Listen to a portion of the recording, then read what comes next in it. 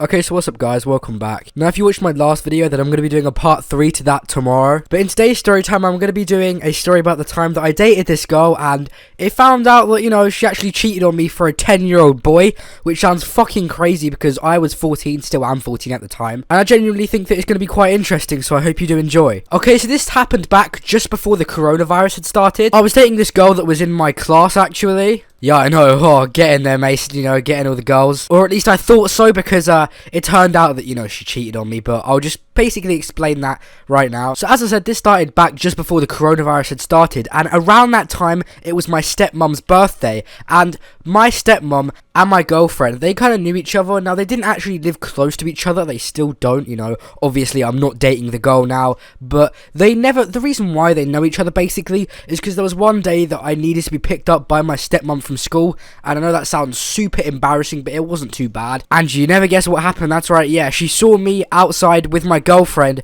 and at the worst time that she possibly could have fucking done it, that's right, my girlfriend kissed me in front of her, and you know, my stepmom could already kind of tell. Now, my mum and dad didn't actually know that I had a girlfriend. My stepmom is very secretive, which is a good thing, because fucking hell, if they knew about that, I would be decapitated. But on the way back, when I was walking home, my stepmom and my girlfriend were talking. It was fucking awkward, like, you know, you don't really want that kind of shit to be happening, but turns out they actually had a lot in common, you know, apart from the fact that one of them was a pedophile, and that is not my stepmom. Okay, I say pedophile, it was a 14-year-old and a 10-year-old, still extremely fucked up, don't get me wrong, you know, whatever, by law it's not a pedophile, it's still fucking weird. I think we can all agree on that one. That's a 4-year difference. So as I said, it was my stepmom's birthday, about like a week and a half after this, so my stepmom decided, you know what, I'll invite Mason and his girlfriend there. Now, my dad was going to be at the party, but I don't actually live with my dad. I live with my stepdad and my mum, meaning that technically, if my dad was to find out, which he wouldn't be too mad about, I'm talking about my stepdad, he would be more mad,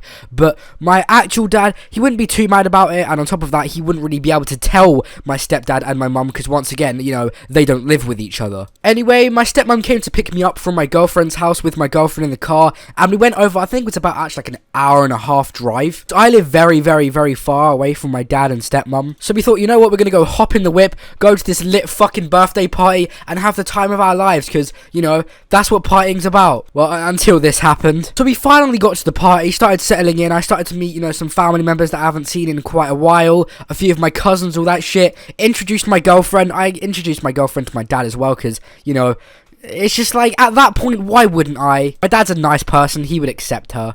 Did accept her, by the way. He did not accept her after I fucking baited her. But yeah, so, you know, I was chilling with a few of my cousins that were the same age as me. It was me, a few, like, I think 2 of my cousins and my girlfriend. Now, we were around this table. It wasn't at my stepmom's house, but it was around her area, so it was like about like a 10-minute drive away from her house. It was in this kind of hall where, you know, we all were just chilling, listening to music and shit. The adults were getting drunk and just having the time of their lives, and I don't blame them. I mean, even I drank a bit of alcohol, but, you know, keep that between you and us. But as we were at the table, my girlfriend wanted to go, you know, get a few drinks, so I thought, you know, go ahead and do it, and she left her phone on the table. Now, this was the biggest mistake she's made, and the biggest W/L that I took, because of course, I knew her fucking phone password, and even if I didn't, I can get into it, because I'm a fucking pro lunar hacker, fucking, you know, you already know I'm fucking sick of that shit. I thought, you know what, it wouldn't hurt to just go on her phone and take a bunch of photos of myself to just piss her off, so when she goes in her camera roll, she just sees like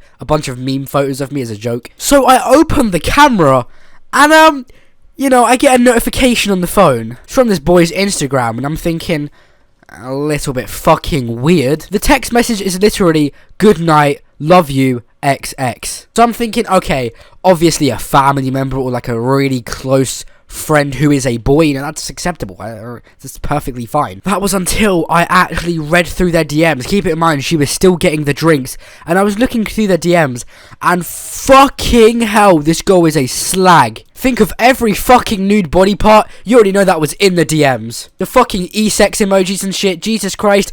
I didn't think I wanted to throw up more at that point than any point in my entire life. Obviously not at the fact that they were doing that shit, I mean, come on, I'm not a fucking gay-ass virgin. But when you see your girlfriend, you know, do that type of shit when you're supposed to be together with her, come on, let's keep it real here. She's a fucking hoe-ass cheater. But instead of baiting her at that exact point, I thought, you know what, his snap is in his bio. So I thought, okay, you know what I'm going to do? Connect to the hall Wi-Fi, go on my phone, fucking smash that snap button, and I'm about to add him and talk to him for a bit. Not, because obviously he probably wouldn't have known that she's together, which is semi-acceptable. I mean, e-dating is fucking gay as it is. But then again, you know, if he wasn't to know, I'm not going to fucking slice his head off for it, am I? But I add him on Snap, and this is where this shit gets fucking real as hell. He adds me back almost instantly because I have YT in my name, fucking, you know, the famous YouTuber Mason. He didn't know who I was, of course, but I just thought, you know what, I'll talk to him for a bit,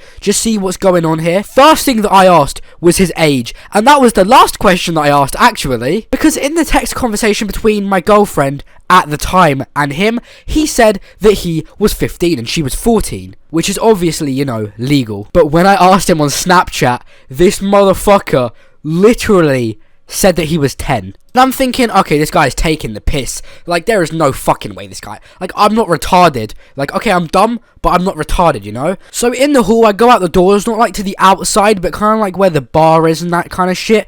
And I decided, you know what? I'm gonna call him. So I asked him, yo, can I call you just to check? And this guy's fucking voice was higher than Snoop Dogg on 50 fucking barrels of weed. Like, I'm telling you, holy fucking shit, this motherfucker was a squeaker. And once I hung up, you know, said that I was gonna go, the call lasted about, like, 15 seconds. I said, okay, thanks for the proof, I'm gonna go now. And I just sat out there. I walked outside, like, the actual outside. It was dark, like, fucking 1 o'clock in the morning, just staring.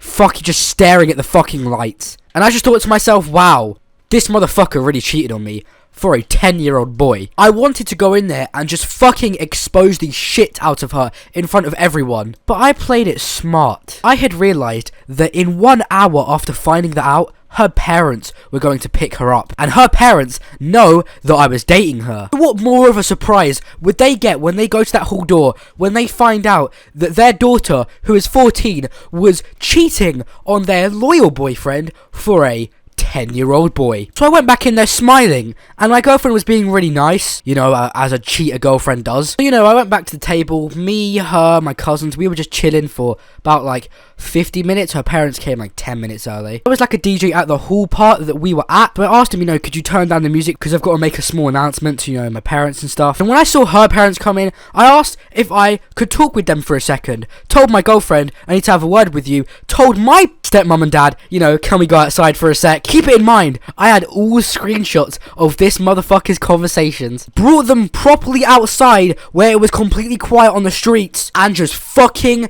exposed the shit out of that whore, bitch, faggot, prick, cunt. My dad and stepmom, her mum and dad, and like fucking her just there exposed the fuck out of her. Like literally, I was just bringing up all the screenshots being like, yo, so she cheated on me for a 10-year-old boy. Just thought all of you guys should know that. You know, no big deal. Only my fucking heart broken. And the look on her face was so fucking dead. It looked like a Black Ops 4 zombie. I kid you not, her fucking face dropped. And the first words that came out of her mouth, I didn't know he was 10. Suck my fat dick, you knew he was 10. Like, I don't give a shit. The fact that you cheated on me is enough to make you know that you're a cunt. And once that happened, you know, she went home. Her parents even apologized to me and my parents. So, you know, even they said she's a fucking sket. And that was pretty much it. I mean, the party ended about an hour later. I went to my stepmom's house, slept there overnight. Like, my stepmom and dad were, like, a bit sympathetic. You know, said, like, do you want to go to the cinema tomorrow? And I mean, fucking hell, I went to go watch the Sonic movie, so